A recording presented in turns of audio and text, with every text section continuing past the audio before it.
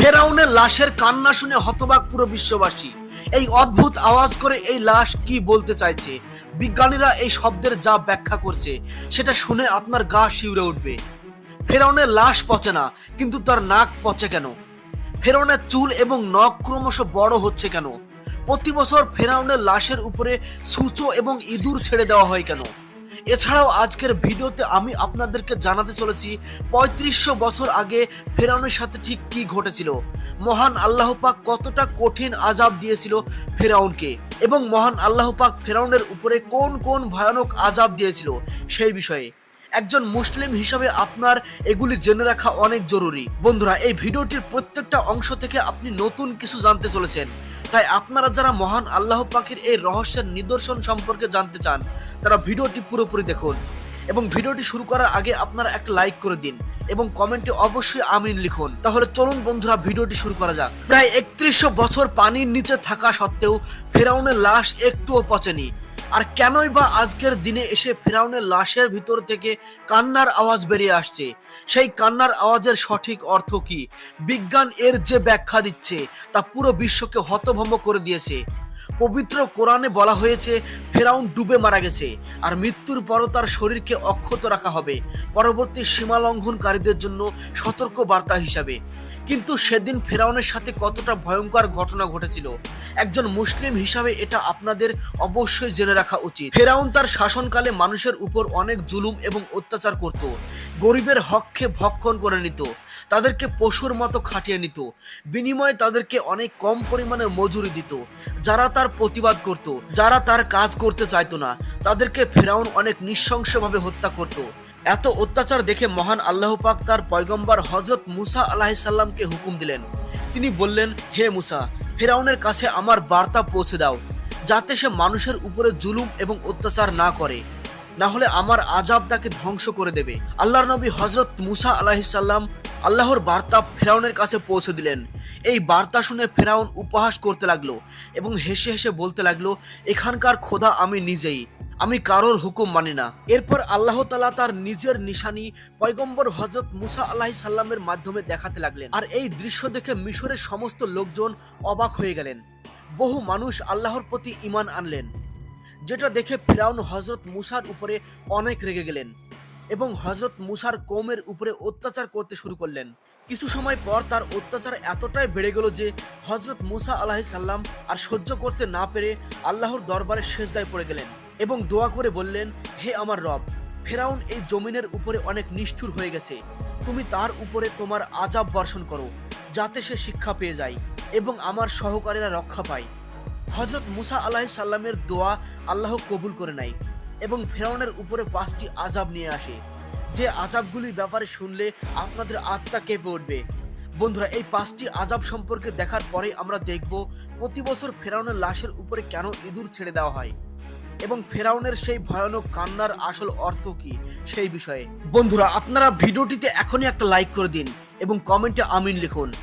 মহান আল্লাহ পাক ফেরাউনের উপরে 5টি ভয়ঙ্কর আযাব দিয়েছে, যে আযাবগুলো ফেরাউন এবং তার বাহিনীকে একেবারে নাস্তানাবুদ করে দিয়েছে। মহান আল্লাহ পাক ফেরাউনের উপরে সবার প্রথমে ভয়ানক তুফানের আযাব দিয়েছিল। হঠাৎ এক বাতাস আসে এবং চারিদিকে ভয়ানক অন্ধকার হয়ে যায় এবং প্রচণ্ড বৃষ্টি হতে শুরু করে, যার ফলে ফেরাউন এবং তার অনুসারীদের ঘরের ভিতরে পানি ঢুকে পড়ে এবং তাদের গলা পর্যন্ত পানিতে ডুবে যায়। বহু মানুষ ডুবে মারা যায়, তাদের জমি জমা ফসল সমস্ত কিছুই পানির নিচে চলে যায়। অন্যদিকে হযরত মুসা এবং তার অনুসারীদের কিছুই হয়নি, বৃষ্টি এবং তুফান তাদের কোনো ক্ষতি করেনি, তারা অনেক আরামে দিন কাটাতে থাকে। এমন পরিস্থিতি দেখে সমস্ত ফেরাউনি হযরত মুসাকে বলেন, তুমি আমাদের জন্য দোয়া করো, যাতে আমরা এই বিপদের হাত থেকে রক্ষা পেয়ে যাই। এই বিপদ থেকে রক্ষা পেলেই আমরা আল্লাহর প্রতি ঈমান আনবো। এই প্রতিশ্রুতি শুনে মুসা আলাইহিস সালাম আল্লাহর কাছে দোয়া প্রার্থনা করে এবং আল্লাহ তার দোয়া কবুল করে নেয়। এরপর তারা ঝড় বৃষ্টি তুফানের হাত থেকে রক্ষা পায় এবং মহান আল্লাহ পাক সমস্ত জমি জমা প্রচুর ফসলে ভর্তি করে দেয়। আর এত পরিমাণ ফসল এর আগে কখনো হয়নি। আর এত পরিমাণ উন্নত মানের ফসল দেখে ফেরাউন বলতে থাকে, এই তুফান এবং পানি আমাদের জন্য অনেক নিয়ামত বয়ে নিয়ে এসেছে। এরপর ফেরাউন পুনরায় আগের মতোই অত্যাচারী হয়ে ওঠে। সে হযরত মুসার সহকর্মীদের উপর অনেক অত্যাচার এবং জুলুম করতে শুরু করে। এমন পরিস্থিতিতে মহান আল্লাহ পাক সমগ্র ফেরাউনিদের উপর পঙ্গপালের এক ভয়ানক আযাব পাঠিয়ে দেয়। কোটি কোটি পঙ্গপাল এসে ফেরাউনিদের ক্ষেতের সমস্ত ফসল নিশ্চিহ্ন করে দেয়। এমনকি সেই পঙ্গপাল ফেরাউনিদের ঘরবাড়ির বাঁশ খুঁটিও খেয়ে ফেলে। এমনকি ঘরের ভিতরে সেই পঙ্গপাল এসে জায়গা করে নেয়, যার ফলে তাদের শ্বাস প্রশ্বাস নিতেও অনেক কষ্ট হতে শুরু করে। কিন্তু বনি ইসরায়েলের কোনো মানুষ এই পঙ্গপালের দ্বারা আক্রান্ত হয়নি, বরং তারা আগের তুলনায় সুখে বাস করছিল। এরপরেও ফেরাউনিরা আল্লাহর উপর ঈমান আনতে রাজি হয় না। এরপর মহান আল্লাহ পাক ফেরাউনিদের উপরে উকুনের আযাব নিয়ে আসে।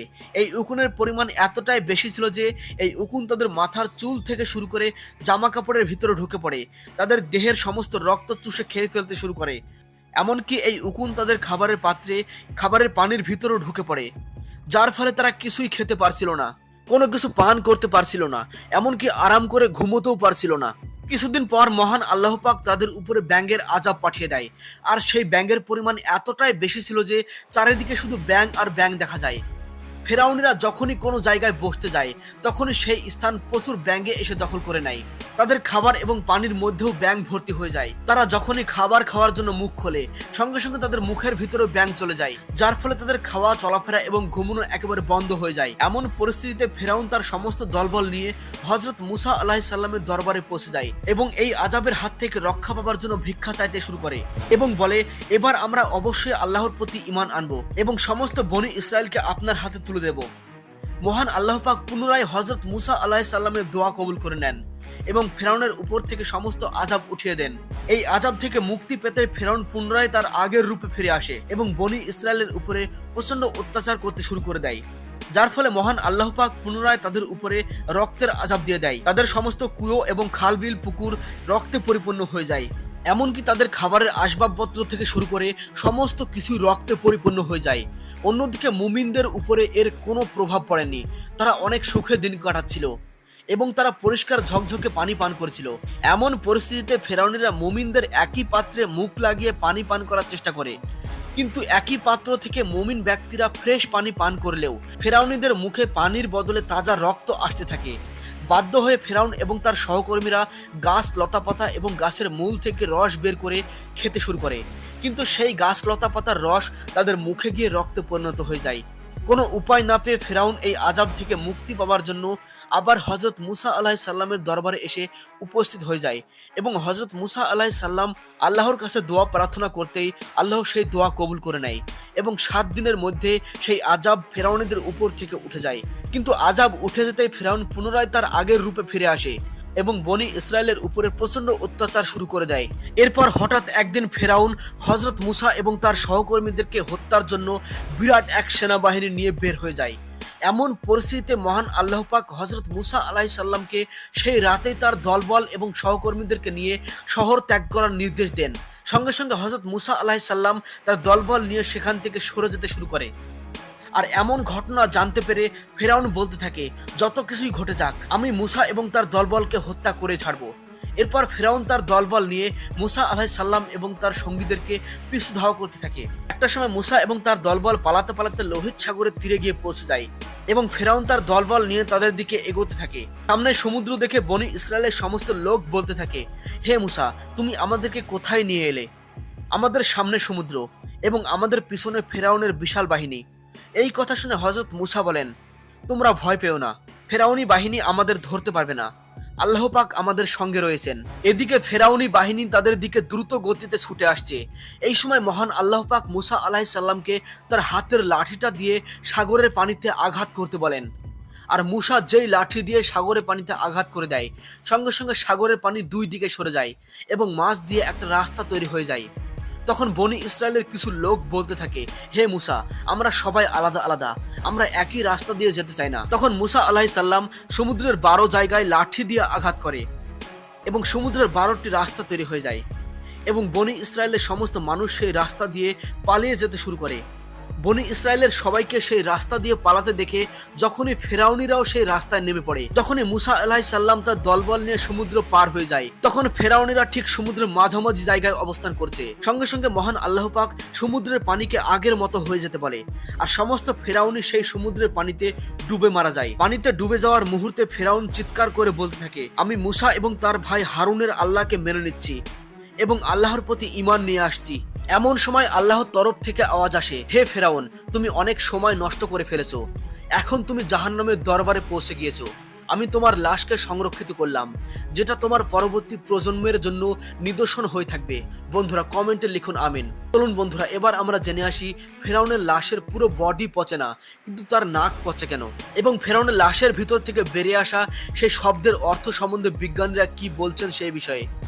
বন্ধুরা বহু বছর ধরে ফেরাউনের লাশ অক্ষত অবস্থায় থাকলেও তার নাকের অগ্রভাগ অনেক দামি দামি মেডিসিন দিয়েও বহাল রাখা যায়নি।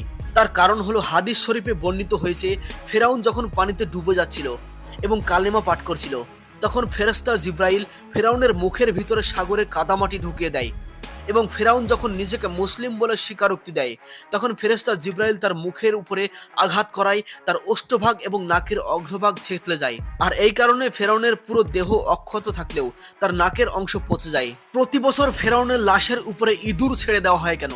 প্রাচীন যুগে মিশরীয়রা মৃত লাশের উপরে এমনই এক ধরনের মশলা লাগিয়ে রাখত, যার জন্য লাশ সুরক্ষিত রাখা যায় এবং সেই লাশের উপরে শুধু চামড়াটাই অবশিষ্ট থাকতো। কিন্তু ফেরাউনের লাশ খুবই ব্যতিক্রম, যার লাশের সমস্ত মাংস আজও অক্ষত রয়েছে।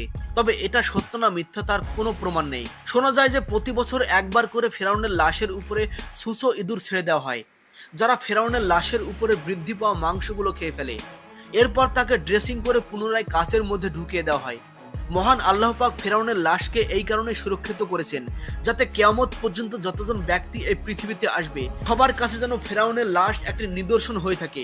বন্ধুরা ইতিমধ্যে ফেরাউনের লাশের থেকে একটা অদ্ভুত আওয়াজ বেরিয়ে আসে, যার ব্যাখ্যা এবং অর্থ বিজ্ঞানীরা বের করে দিতে পারেনি। আপনি যদি একজন মুসলিম হয়ে থাকেন তাহলে ভিডিওটিতে অবশ্যই একটা লাইক করে ভিডিওটি সবাইকে দেখাতে বেশি বেশি পরিমাণে শেয়ার করুন।